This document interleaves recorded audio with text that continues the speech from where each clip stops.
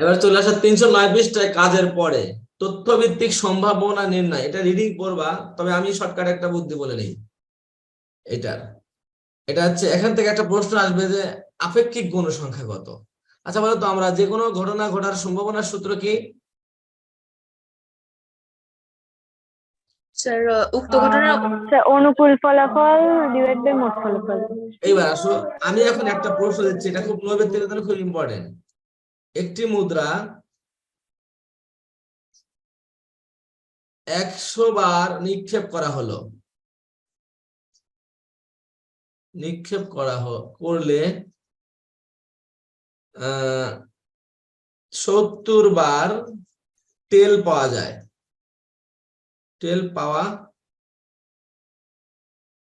যায়। ঠিক আছে,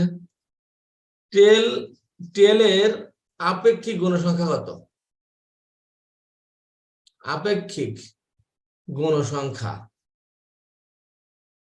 কত? অথবা বলতে পারে হেডের বা হেড পাওয়ার আপেক্ষিক গণসংখ্যা কত? গণসংখ্যা কত, আপেক্ষিক গণসংখ্যা কত, এটা বলতে পারে। তো এই ধরনের অঙ্কের প্রশ্নের অ্যান্সার দিতে হবে কি করতে? মুদ্রা কয়বার নিক্ষেপ করছে? 100 বার। তাহলে এখানে ওই একই কথা, অনুকূল ফলাফল বাই মোট ফলাফল, এটা এরকম ভাবে ভাগ করবা। তাহলে মুদ্রা নিক্ষেপ করছে কয়বার? 100 বার। তাহলে মোট ফলাফল 100। তাহলে আপেক্ষিক গণসংখ্যা নিচে হবে 100, উপরে কি দিলাম, নিচে হবে 100, আর উপরে কি হবে? উপরে হবে হচ্ছে যে কার আপেক্ষিক গণসংখ্যা। যদি টেলের হয় দেখতে হবে টেল কয়বার হয়েছে, টেল কয়বার আসছে বলো তো, টেল। তাহলে আপেক্ষিক গণসংখ্যা হবে 70/100। ক্লিয়ার? এখন কাটাকাটি করে যা হয় 7/10। এখন যদি বলে যে হেডের আপেক্ষিক গণসংখ্যা, বলো তো হেড কয়বার আসছে? 30। হেড তো দেয় নাই, কিন্তু টেল দেওয়া আছে, হেড তো পাওয়া যাবো। 100 বারের মধ্যে যদি 70 বার টেল আসে, হেড 30, তাহলে হেডের আপেক্ষিক গণসংখ্যা হবে 30/100। কাটাকাটি করলে 3/10। আশা করি বুঝতে পেরেছ। এখন ধরো আমি অনন্যার বুদ্ধিমত্তা যাচাই করতে চাচ্ছি, ওর বুদ্ধি কেমন আছে যাচাই করার জন্য আমি ওকে একটা প্রশ্ন ধরলাম, যে একটা প্রশ্ন দিয়ে বুদ্ধি যাচাই করব। এখন একটা প্রশ্ন অনন্যা পারলো না উত্তর, তাহলে ওর বুদ্ধি 0। আমি লিখে দিলাম অনন্যার বুদ্ধি 0। এবার যেহেতু পারলো না, একটা প্রশ্ন দিয়ে যাচাই করব। এবার তোমাদের ক্লাসে সবচেয়ে লাস্ট গার্ল কে আমি জিজ্ঞেস করলাম একটা প্রশ্ন, সেই প্রশ্নের উত্তর সে পারলো, তাহলে ওর বুদ্ধাঙ্ক হচ্ছে 100%। এবার বলো, আমি জরিপ করে দিলাম যে এই ক্লাসে অনন্যার বুদ্ধি 0, আর ধরো মিস এক্স তার বুদ্ধি হচ্ছে 100। আমার এই মতামত বা এই জরিপটা কতটুকু মানে সঠিক তোমার মনে হয়? তুমি বলো তো, 100% সঠিক নাকি কোনো ঝামেলা আছে? তোমার কি মনে হয়? স্যার ঝামেলা আছে স্যার। কি ঝামেলা? স্যার একটা প্রশ্নের উত্তর পারবো না এতে বলে তো এই না যে স্যার তার বুদ্ধি 0, হয়তো সেটা ওর নাও জানা থাকতে পারে। এবার আসো, এখন ধর আমি একটা প্রশ্নের উত্তর দিয়ে গেলাম, তাহলে এই জিনিসটা সঠিক হলো না। আচ্ছা ঠিক আছে, দুইটা প্রশ্নের উত্তর করি। দুইটা প্রশ্নের উত্তর অন্যকে জিজ্ঞেস করলাম, আবার সেম ওই মেয়েটাকে জিজ্ঞেস করলাম। এক্ষেত্রেও ধরো তুমি দুটো প্রশ্নের উত্তর দিতে পারলে না, ও দুটো প্রশ্নের উত্তর দিতে পারলো, সেক্ষেত্রে আমি 0 আর 100% দিতে পারি। সেক্ষেত্রে কতটা সঠিক হবে?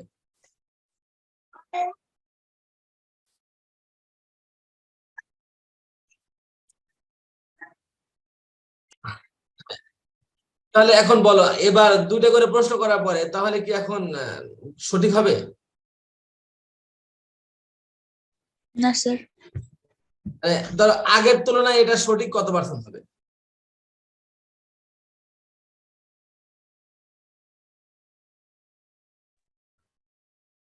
স্যার 90%। আগের তুলনায় একটু সঠিক বেশি হবে না কম হবে? একটু বেশি সঠিক হবে। খেয়াল জি করো, স্যার। কারণ একটা প্রশ্ন দিয়ে কারো বুদ্ধি যাচাই করা যায় না। একটা প্রশ্ন হঠাৎ নাই পারতে পারে। তার মানে একটা প্রশ্ন করে বুদ্ধি যাচাই করলে পরে যতটা সঠিক হবে, তার থেকে দুটো প্রশ্ন করলে যাচাইটা একটু আর একটু তার থেকে একটু বেশি সঠিক হবে। তিনটা প্রশ্ন করলে আরো সঠিক। তার মানে যত প্রশ্ন করা যাবে, বেশি প্রশ্ন করে যাচাই করে ততটা সঠিক হবে। কারণ এখন ধরো একজনকে আমি 10টা করে প্রশ্ন করলাম, এখন হয়তো একটা প্রশ্ন করছে, হয়তো বলতে পারি যে ভালো স্টুডেন্ট একটা প্রশ্ন হঠাৎ করে জানে না, তো ভালো স্টুডেন্ট কি 10টা প্রশ্ন হঠাৎ করে জানবে না? না স্যার। তখন যদি ধরো অনন্যা 10টার ভিতরে 7টা পারলো না, 3টে পারলো, আর ওই মেয়েটা সে 7টাই পারলো, 3টে পারলো না, তো এক্ষেত্রে আমি অনন্যার মেধা বেশি বলবো না ওই মেয়েটার মেধা বেশি বলবো? ওই মেয়েটার। তার মানে এখানে সঠিক কি হবে, যত বেশি পরীক্ষা করা যাবে তত বেশি সঠিক হবে, মানে সত্য এইটা আর কি, সিদ্ধান্তটা, ঠিক কিনা? জি স্যার। এখানে এই কথাই বলছে যে একটা মুদ্রা একবার নিক্ষেপ করলাম, হেড আসতেও পারে না পারে, 2বার নিক্ষেপ করলে হেড আসতেও পারে না পারে, 3বার হেড আসতে পারে না পারে, কিন্তু বারবার যতবার করবো তাহলে আসার সম্ভাবনা আস্তে আস্তে বাড়বে এবং পরীক্ষাটা করা সঠিক হবে। এই কথাগুলো এখানে লেখা আছে, কিন্তু এইগুলার আসল মর্মটা এইটাই। এখানে একটা প্রশ্নই আসে, সেটা হচ্ছে যে এর আপেক্ষিক গণসংখ্যা কত। তোমরা যে উদাহরণ 4-এর আগ পর্যন্ত এই জিনিসগুলো একটু সুন্দর করে পড়ে নিও। এখন উদাহরণ 4টা একটু দেখো, পৃষ্ঠা নম্বর 309-এর উদাহরণ 4 দেখো কি বলছে। আবহাওয়া দপ্তর থেকে পাওয়া রিপোর্ট অনুযায়ী জুলাই মাসে ঢাকা শহরে 21 দিন বৃষ্টি হয়েছে। জুলাই মাসে ঢাকা শহরে কয়দিন বৃষ্টি হয়েছে? 21 দিন। খুব ভালো করে খেয়াল করো। এখন বলছে 8 জুলাই বৃষ্টি হওয়ার সম্ভাবনা কত? 8 জুলাই বৃষ্টি হওয়ার সম্ভাবনা কত? আচ্ছা বলো তো, বৃষ্টি হয়েছে কয়দিন? 21 দিন। 21 দিন। তাহলে এই 8 জুলাইকে 21 দিনের মধ্যে পড়ে কিনা? জি স্যার। তাহলে 8 জুলাই বৃষ্টি হওয়ার পক্ষের অনুকূল ফলাফল কি 21 কিনা? জি স্যার। আর জুলাই মাস কয় দিনে হয়? 31 দিন। তাহলে জুলাই মাস যদি 31 দিন হয়, তাহলে মোট ফলাফল 31। ওই 31 দিনের যে কোনো 21 দিনের মধ্যে 8 জুলাই পড়ে যায়। তার মানে অনুকূল ফলাফল 21, মোট ফলাফল হচ্ছে 31। তাহলে 8 জুলাই না, শুধু যে কোনো জুলাই বৃষ্টি হওয়ার সম্ভাবনা 21/31, ঠিক আছে? জি স্যার। উদাহরণ 5-এর দিকে তাকাও। উদাহরণ 5 খুব ভালো করে খেয়াল করো। কোন একটি নির্দিষ্ট এলাকার জরিপে দেখা গেল 65 জন লোক প্রথম আলো 65 জন, 40 জন ভোরের কাগজ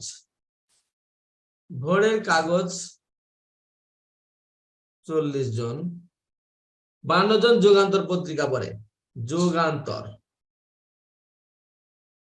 52 জন পড়ে। তার মানে কি, একটা এলাকা জরিপ করতে গেল, কোম্পানি থেকে জরিপ করতে আসছে যে এই এলাকায় কোন পত্রিকা মানুষ বেশি পড়ে।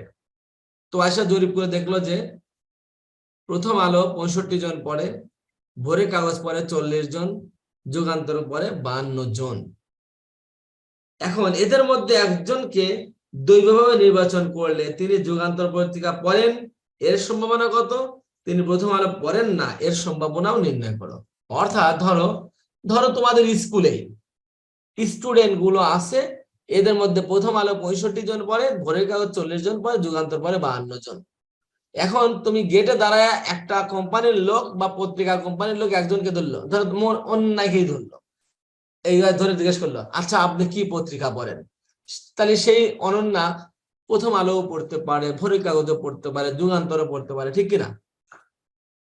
এখন সেই কথা বলছে যে দৈবভাবে একজনকে ধরলাম আর একজনকে ধরা হলো, এই লোকটা যুগান্তর পরে এর সম্ভাবনা কত? এবার আমার প্রশ্ন হচ্ছে, বলতো এখানে যুগান্তর পরের পক্ষের অনুকূল ফলাফল কত?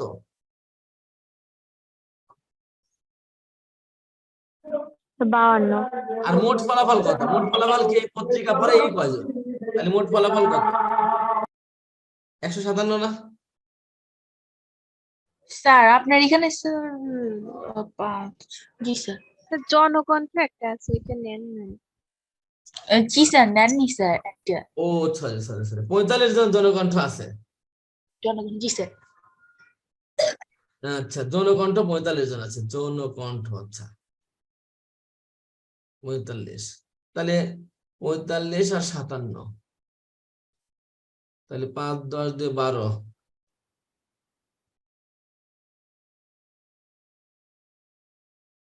202। তার মানে এখানে 202 জন। কয়জন? স্যার 202 জন। তাহলে বলো তো যুগান্তর পত্রিকা পরে এর পক্ষের অনুকূল ফলাফল কত? 52। তাহলে দ্বৈতভাবে নির্বাচিত লোকটি যুগান্তর পরের সম্ভাবনা কি? 52 বাই 202 না? এখন কাটাকাটি করে যেটা হয় সেটাই আনসার। এখন বলছে লোকটি প্রথম আলো পড়েন না, এর সম্ভাবনা কত? আচ্ছা, প্রথম আলো পড়ে না কয়জন? এই 202 থেকে প্রথম আলো যারা, প্রথম আলোটা বাদ দিলে তো প্রথম আলো পড়ে না, ঠিক কিনা? প্রথম আলো পড়ে না মানে কি? হয় ভোরের কাগজ পড়ে না, জনকণ্ঠ পড়ে না, যুগান্তর পড়ে। তাহলে প্রথম আলো পড়ে না এর পক্ষের অনুকূল ফলাফল দিয়ে বের করতে পারি। আবার আরেকটা বুদ্ধি শিখেছিলাম, প্রথম আলো পরের সম্ভাবনা বের করে 1 থেকে বাদ দেবো, তাহলে প্রথম আলো পরে নাটা পেয়ে যাবো, ঠিক কিনা? তাহলে আমরা করবো কোনটা? কোন পদ্ধতিতে করব? আমরা অনুকূল ফলাফল বের করে করব, নাকি প্রথম আলো পরেরটা নিয়ে বের করে 1 থেকে বাদ দেবো? কোনটা করবা?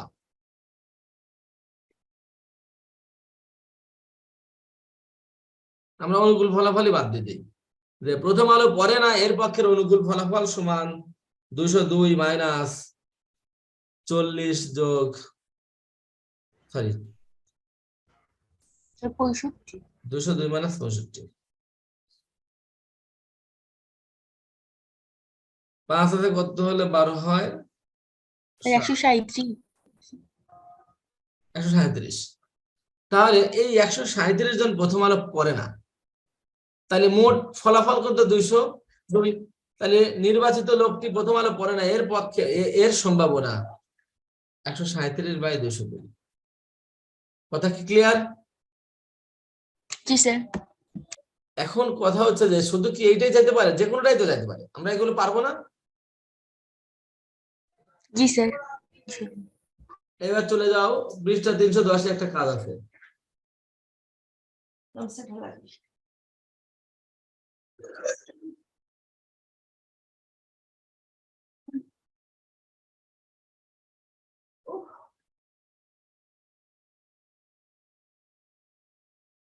দেখছো? জি স্যার। কাজটা দেখো একটু সবাই।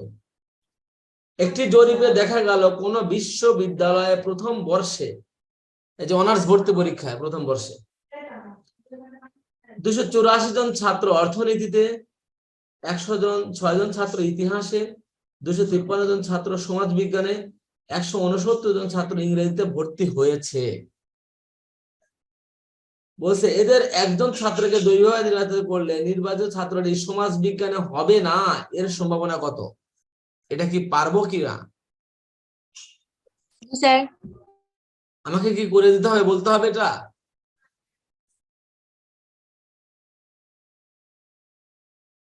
না স্যার। ওকে, এবার আসো নমুনা ক্ষেত্র বা প্রবাবিলিটি দ্বারা সম্ভাবনা নির্ণয়। দেখো উদাহরণ 6, দেখো উদাহরণ 6।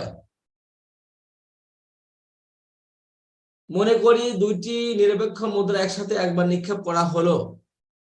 নমুনা ক্ষেত্রটি তৈরি করো। প্রথম মুদ্রা এইচ এবং দ্বিতীয় মুদ্রা টি আসার সম্ভাবনা নির্ণয় করো। প্রবাবিলিটি ট্রি তৈরি করতে হবে নাকি না? নমুনা ক্ষেত্র তৈরি করতে বলছি আমরা। নমুনা ক্ষেত্র প্রবাবিলিটি ট্রি অর্থাৎ সম্ভাবনার গাছ, যেটা প্রবাবিলিটি ট্রি দিয়ে তৈরি করব। সেটা কিভাবে তৈরি করতে হয়? তোমাদের বইতে এখানে উপর থেকে নিচের পর্যন্ত দিছে। যেমন এখানে ধরো প্রথম মুদ্রা একটা পিট দিছে, এখান থেকে এইচ বেরোইছে একটা, টি বেরোইছে একটা, এটা ধরো এইচ, এটা হচ্ছে টি। তারপরে এখান থেকে আবার একটা এইচ একটা টি বেরিয়েছে, ঠিক কিনা? এখান থেকে একটা এইচ একটা টি বেরিয়েছে।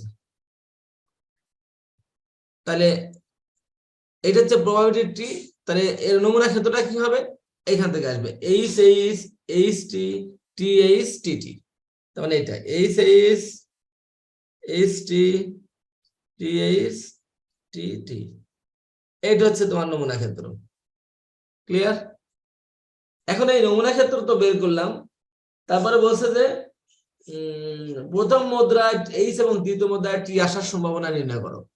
তার মানে প্রবাবিলিটি অফ প্রথম মুদ্রা এইচ দ্বিতীয় মুদ্রা টি এরকম, এইচ টি সমান হোয়াট? তাহলে প্রথম মুদ্রা এইচ দ্বিতীয় মুদ্রা টি কয়টা আছে দেখো তো। যেখান থেকে নমুনা ক্ষেত্র থেকে দাও।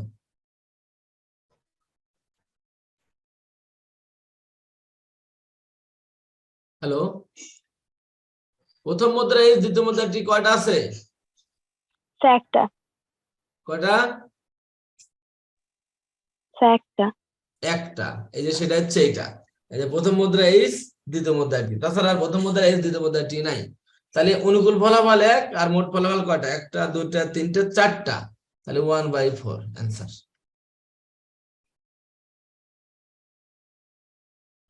এই প্রবাবিলিটিটা আমরা এইভাবে না করে পাশাপাশি করতে পারি এইভাবে। এটা একটা মুদ্রা দিলাম, এখান থেকে একটা এইচ দিলাম, এখান থেকে এই পাশে একটা টি দিলাম, আবার এখান থেকে একটা এইচ বের হলো, এখান থেকে একটা টি বের হলো। এটা এভাবেও করা যাবে, এভাবেও করা যাবে। এখন যদি 3টা মুদ্রা ক্ষেত্র হয়, 2টা মুদ্রা ক্ষেত্রে 3টে মুদ্রা দিতে হয়, তাহলে কি? প্রথমে এখান থেকে একটা এইচ বের হবে, এটা প্রথম মুদ্রা পিট। দ্বিতীয় মুদ্রা কি হবে? এখান থেকে একটা এইচ, এখান থেকে টি। যখন টি, তখন এখানে একটা এইচ, এখানে একটা টি, ঠিক কিনা? এটা দ্বিতীয় পর্যন্ত হয়েছে। তৃতীয় মুদ্রা যদি হতো তাহলে কি হতো বলতো? এখানে একটা এইচ হতো, এখানে একটা টি হতো, আবার এখানে একটা এইচ হতো, এখানে একটা টি হতো, এখানে একটা এইচ হতো, এখানে একটা টি হতো। প্রত্যেকটা হাত থেকে একটা 2টা জিনিস বের হবে, এইচ টি, এইচ টি। এটা একটা এইচ হতো, এখানে একটা টি হতো। তাই দেখো তো নমুনা বিন্দু কয়টা হচ্ছে? এইভাবে হবে নমুনা বিন্দু, তখন এই যে এইভাবে সিরিয়াল যাবে, এইচ এইচ এইচ, এইভাবে যাবে। তারপরে H H T, H T T, H H T T. তার মানে এইচ প্রথমে রেখে এই কয়টা, এই যে এতগুলো হবে, আর টি প্রথমে রেখে যে এই কয়টা হবে। কি কথা কি বোঝা যাচ্ছে? তো আমরা জি লিখে স্যার। দিলে কি হয় দেখো তো, এইচ এইচ এইচ, তারপরটা কি হচ্ছে বলতো? এইচ এইচ টি, তারপরটা কি হচ্ছে? এইচ টি এইচ, তারপর হচ্ছে H T H, H T H, H T T. এবার টি দিয়ে দেখো, টি এইচ এইচ, তারপর কি? এই যে টি এইচ টি, তারপরে হচ্ছে টি টি এইচ, তারপর হচ্ছে টি টি টি। এইটা হচ্ছে 3টে মুদ্রার ক্ষেত্রে নমুনা ক্ষেত্র। এখন তুমি দেখো, যখন আমি 2টা মুদ্রার ক্ষেত্রে নমুনা ক্ষেত্র বের করেছিলাম, এই নমুনা বিন্দুগুলো প্রত্যেকটা ছিল 2 মাত্রিক। যেহেতু 2টা মুদ্রা ছিল সেক্ষেত্রে 2 মাত্রিক। 2 মাত্রিক মানে যে যেমন একটা, দুইটা জিনিস বিশিষ্ট নমুনা বিন্দু ছিল, এটাকে 2টা মাত্রিক বলা হয়। 2 মাত্রিক নমুনা বিন্দু, 2 মাত্রিক। আর এখানে মুদ্রা নিক্ষেপ করছি 3টা, সেটা দেখো প্রত্যেকটা নমুনা বিন্দু 3 মাত্রিক। এই দেখো, এই প্রত্যেকটা নমুনা বিন্দুর ভিতরে 3টে করে হেড এবং টি, 3টা করে আছে। এই দেখো, এখানে 3টা, এখানে 3টা, সবগুলো 3টা। আচ্ছা বলতো, যদি 4টা মুদ্রা নিক্ষেপ করতাম, এখানে নমুনা বিন্দুগুলো কয় মাত্রিক হতো?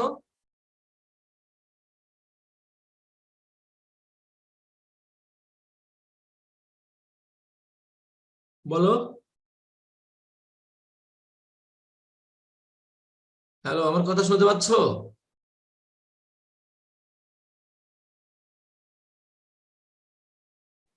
হ্যালো, জি স্যার। 4টা মুদ্রা নিলে নমুনা ক্ষেত্র কয় মাত্রিক হতো? স্যার 4 মাত্রিক। 4 মাত্রিক। 4 মাত্রিক। এবার আসো, এখানে 3টা মুদ্রা, নমুনা ক্ষেত্র কয়টা? নমুনা ক্ষেত্র, নমুনা বিন্দু কয়টা হয়েছে? 1 2 3 4 5 6 7 8টা। সূত্রটা কি মনে আছে? মনে রাখবা, যে কোনো সময় টু টু নমুনা দি পাওয়ার বিন্দু, এন। হ্যাঁ 2 টু দি পাওয়ার n। কেন? কারণ মুদ্রার পিঠ হচ্ছে 2টা, সেই ধরনের 2 টু দি পাওয়ার n যতবার হবে বা যতটি মুদ্রা হবে। এক কথায় শর্টকাট বুদ্ধি, নমুনা বিন্দুর সংখ্যা হবে পিঠ টু দি পাওয়ার সংখ্যা, পিঠ টু দি পাওয়ার। এখন যদি মুদ্রা হয়, মুদ্রার পিঠ 2টা, সেজন্য 2 টু দি পাওয়ার কত? কয়টা, যে কয়টা মুদ্রা সেই কয়টা, অথবা মুদ্রা যে কয়বার সেটা। যদি ছক্কা হয়, ছক্কার পিঠ কয়টা বলো তো? স্যার 6টা। সেজন্য 6টা। ছক্কার নমুনা বিন্দুর সংখ্যা বের করতে গেলে 6 to the point। 6 to the power something দিতে হবে। এখন ছক্কা যদি একটা হয় 6 টু দি পাওয়ার 1, 2টা হলে 6 স্কয়ার। যদি 2টা ছক্কা না বলে যদি বলে একটা ছক্কা 2বার নিক্ষেপ করলাম, তাও ওই 6 টু দি পাওয়ার 2, 6 স্কয়ারই হবে। জি স্যার। এখন যদি বলে একটা হ্যাঁ, জি স্যার। কিছু বলতে চাচ্ছিল মনে হয় কেউ। এই হলো তোমাদের সিস্টেম, ঠিক আছে।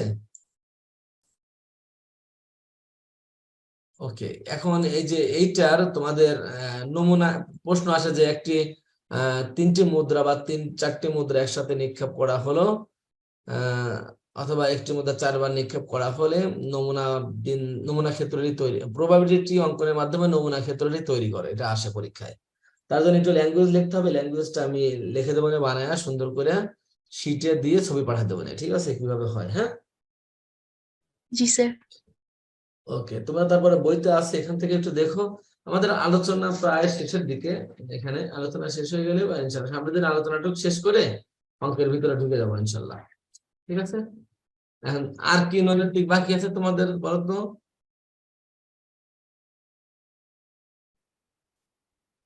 হোমওয়ার্ক নাও।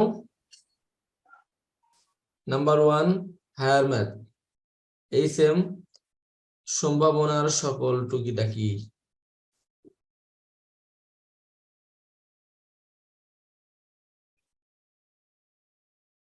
কাম 2 নম্বর জিএম, অর্থাৎ জিএম মানে general math. General math. General math হচ্ছে অনুশীলনী 17 এর MCQ। অবশ্যই কিসে কিসেতে বলো তো? বোর্ড বই, পুরো শিক্ষণ বোর্ড বই প্লাস বোর্ড কোশ্চেন, বোর্ড প্রশ্ন, ঠিক আছে, প্লাস শীর্ষস্থানীয় স্কুল, ঠিক আছে, শীর্ষস্থানীয় স্কুল। ঠিক আছে, সবাই ভালো থাকবেন, সুস্থ থাকবেন, আল্লাহ হাফেজ।